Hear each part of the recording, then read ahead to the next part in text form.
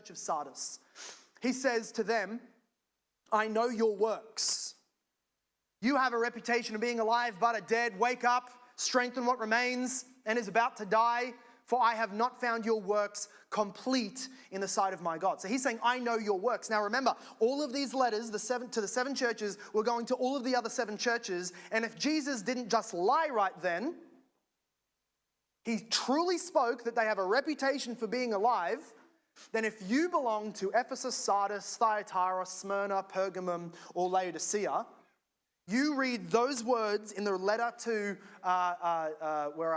Philadelphia, who are we? Sardis. You read those first 3 words, I know your works, and your eyes roll. We all know what he's going to say. Ephesus was going cold on their proclamation. Pergamum, Thyatira, they're going soft on false teaching and idolatry and sexual immorality. Sardis is going to get a glowing report. I hate Sardis. They do everything so well. They're the older brother that aced his grades in high school. Your parents are always saying, why don't you be more like Sardis? That's the reputation. Don't assume, like we so proudly do, we read this and go, yeah, if I was alive then, I would have known Sardis' true nature. If I was in Sardis, I would have had the X-ray vision to really know what was it. It's everybody else that gives in to the common reputation. Don't think like that. Just assume that when Jesus gives a rebuke in Scripture, it's going to apply to you. It's going to apply to us. If we were neighbors to Sardis, if you had friends going to the Sardis church, let me say, if we were the Sardis church, we would be shocked at what we're about to read. And the other churches would have been. They would have heard here, I know your works. You have a reputation of being alive. Yeah, isn't that true? Good old Sardis. So, let's hand it to them. They are a living church. That would have been their name. Ignite Church, Living Church, Holy Fire Church, whatever, Live Wire Church. They would have had those really hip, lively names. And then Jesus says, and you're dead. I took your vital signs, no heartbeat. Took your temperature, you're dead cold. You have a reputation for works, but nothing, in fact, is going on. They would have received this entirely shockingly. As he says to them, I have found your works incomplete before my God.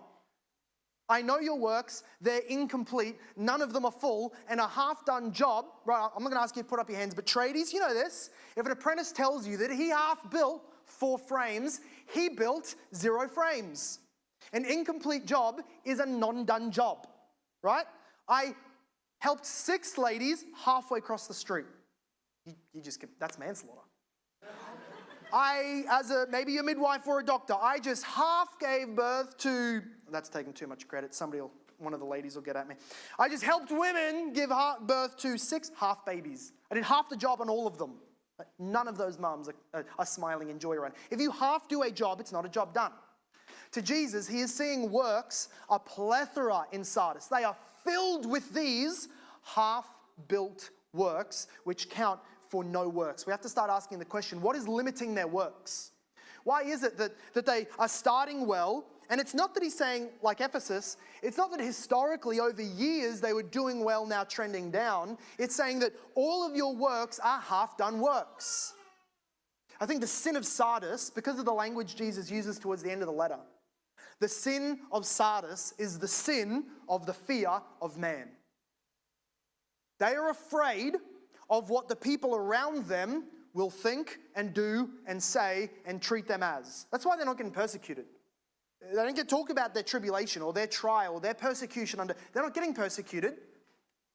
And here they look like the ideal church. Hey church, look at how much we're doing. Hey Jesus, look at how many works we're doing. Hey world, look at how we're not offending you. Look at how we're not stepping on your toes. Look at how we're not toppling over your idols. Look at how we're not actually preaching against the specific sins of the day that we should really be mentioning.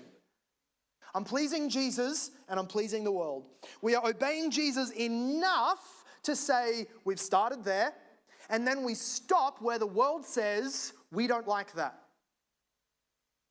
It's that the people, if you obey Jesus, all the way up until the world says you need to stop obeying Jesus, the world is your master and not Jesus. He looks at that as incomplete works. Lots of things going on, lots of things started, lots of boxes seeming to be ticked, but in Jesus' eyes, in the sight of his God, the Father, they are all incomplete works, to the point that it is all dead. It is deadness.